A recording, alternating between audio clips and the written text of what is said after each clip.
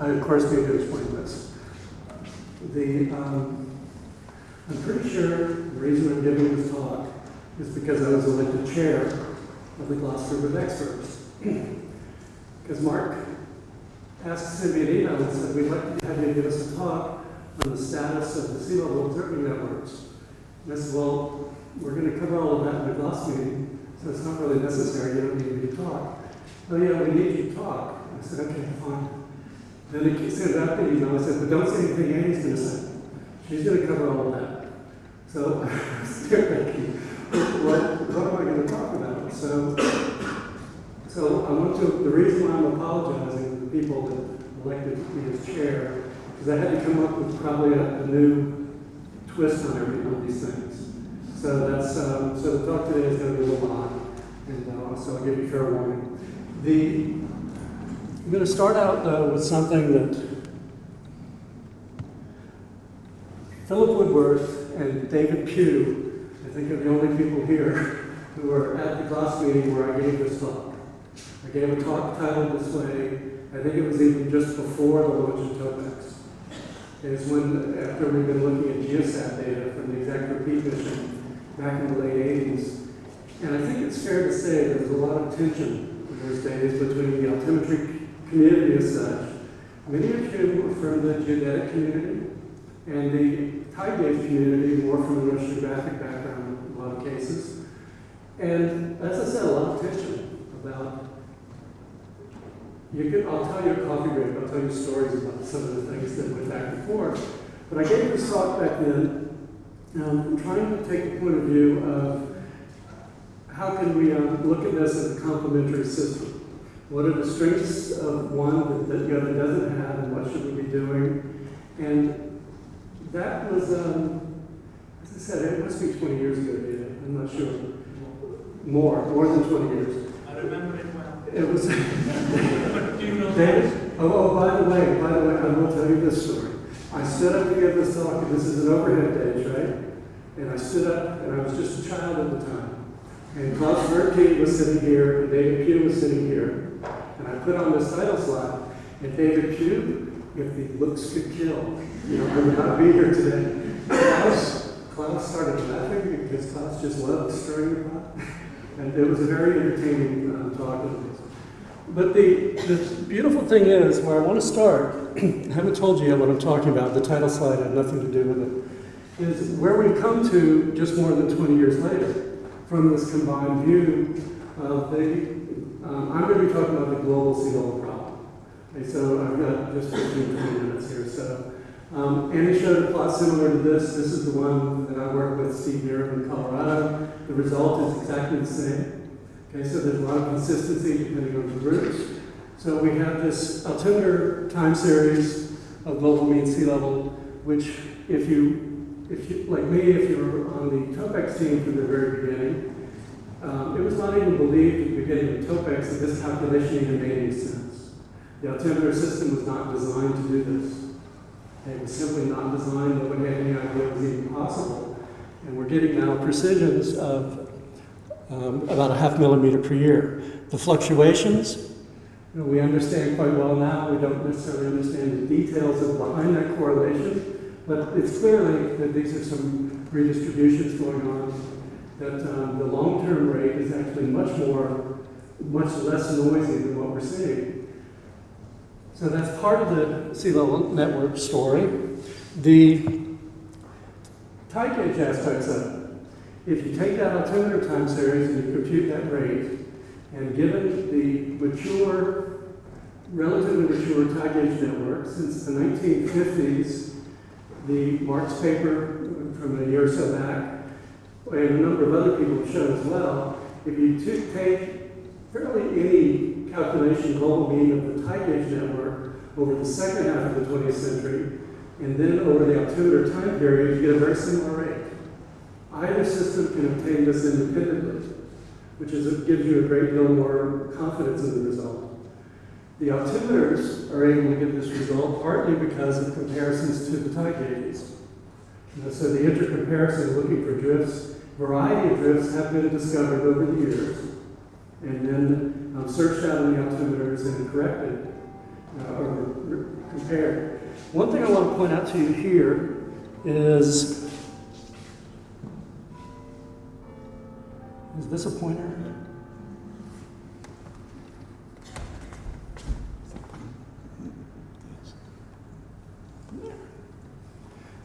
One thing that Annie was talking about is that if you look at the later half of the altimeter record, then you start seeing a lower rate, an apparently lower rate.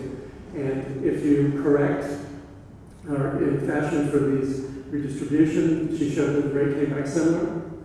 There's something else going on here too, is that when we compare the altimeters to the tide gauges, relatively flat, and then during the adjacent to time period, we're still seeing a substantially falling rate.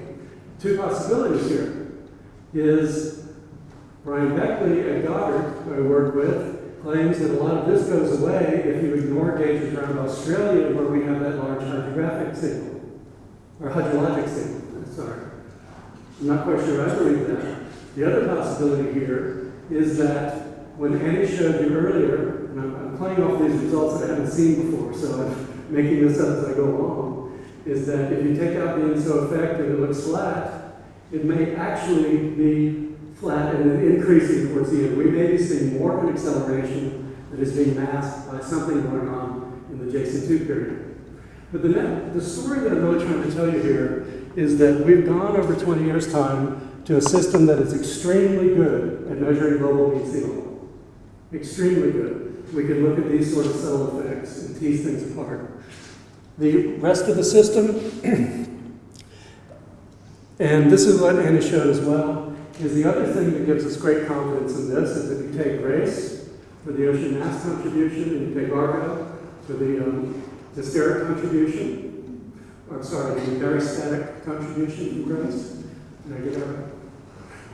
And so if you add those together and you do the comparisons, we can close the budget.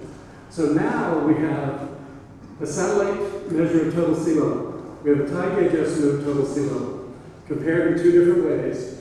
We also then have to close the budget by the two components of the sea level budget. We have a system in place now that is superb. So that's the progress over the next 20 years. So when I decided I had to decide what to do with the talk today, what I decided to do was address this issue. Somewhat I'm going to be telling you here is I live in the U.S., I read the U.S. newspapers, I do this, so there's going to be some U.S. influence to the scare tactics that I'm going to throw at you today. Maybe in the U.S. it's worse than other places, but there are skeptics in terms of the number of the results that we'll show. Doesn't matter what they see happening, there are always reasons not to believe it. The climate skeptic or deniers or the crowd. We can answer those questions now very effectively for the sea level portion of the problem with the network and systems we have in place. Okay, that's very, very important.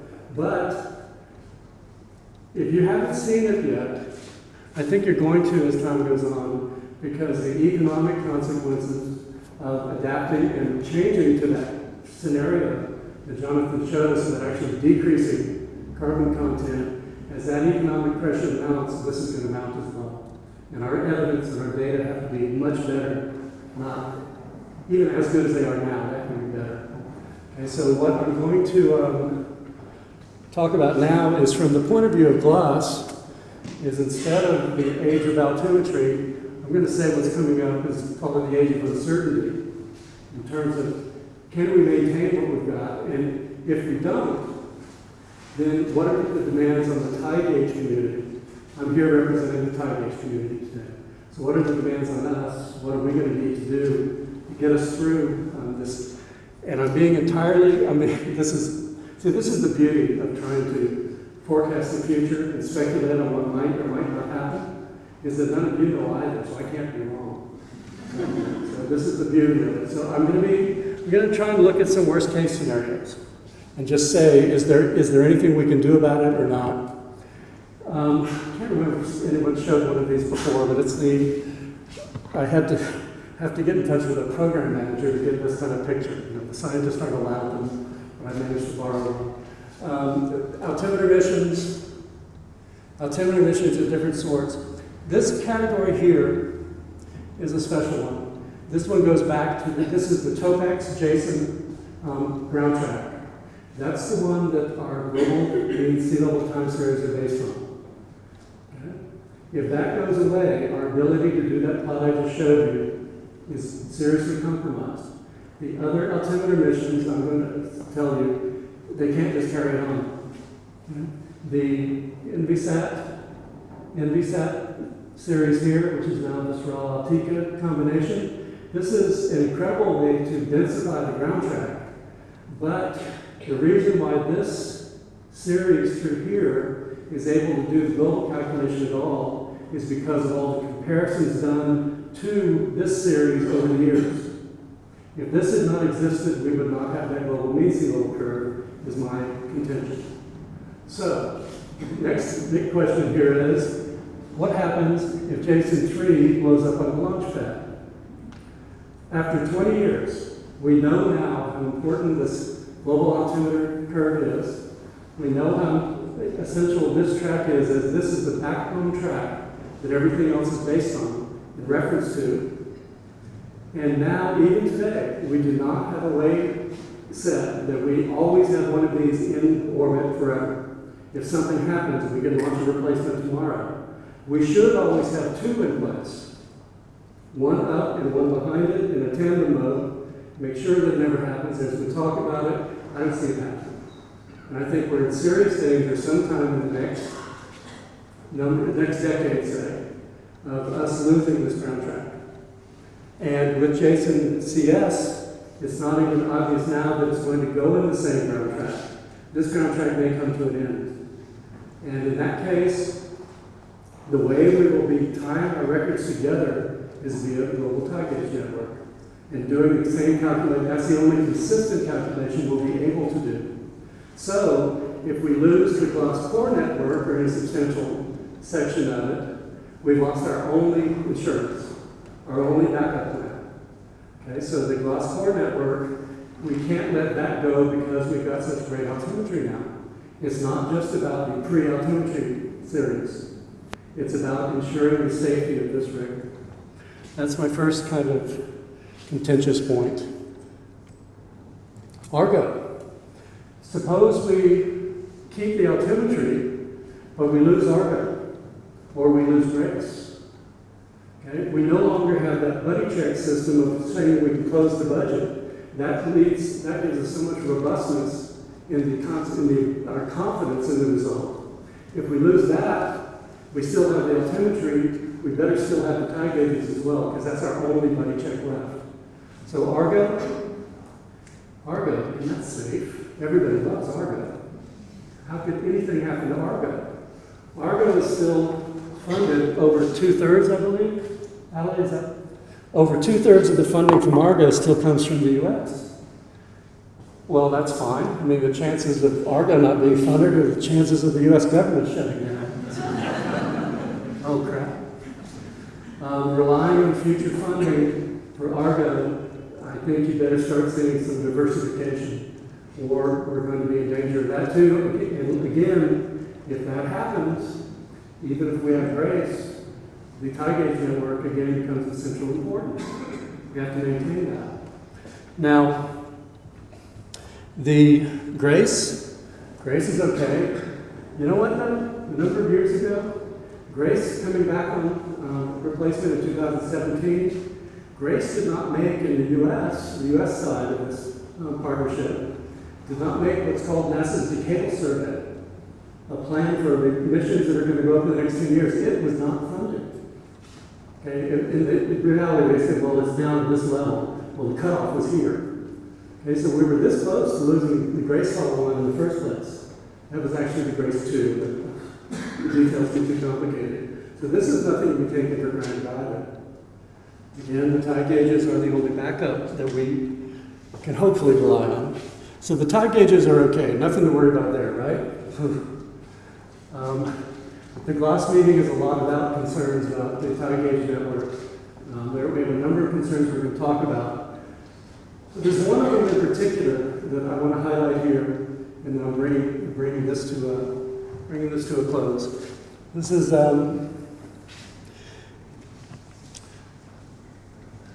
GLOSS. Leslie mentioned GLOSS a moment ago. GLOSS was created for the study of long-term, large-scale sea level changes. It was for climate. GLOSS is now involved in tsunami warning. The GLOSS, not GLOSS per se, but we're getting called on for all of the data coming out of the tsunami gauges that were produced, that were installed after the Sumatran event. Who's going to data bank and take care of all this data and quality control them? There's a big movement recently. We're going more and more in the oceanographic community to what we call ocean weather. Okay? This scares me to death because in the meteorological community, the satellites for many years, actually still, were primarily driven by the needs of the weather forecasting community, by the weather forecasters. And part of the reason we've had trouble in the past putting together climate change estimates for the atmosphere is because they launch a satellite, then they launch another one, and another one, and another one. They don't care if they're tied together in any coherent fashion. They're not, what we would call from a sea level point of view, they're not leveled. Okay?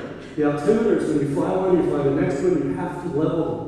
We saw the figure earlier today about the offsets between the missions. You fly them to overlap to get those. Ocean weather people, they don't care about that. This is primarily mesoscale information. And if we're getting pushed more and more, the oceanographic community to do ocean weather. Here's a map for sea surface temperature and wave height. And GLOSS being pushed in that direction is again going to compromise our ability to do the climate problem. Okay? It's not a problem to have all of these other things you can concentrate on, except, where's Torkel? Torkel, how many millions is the GLOSS budget this year?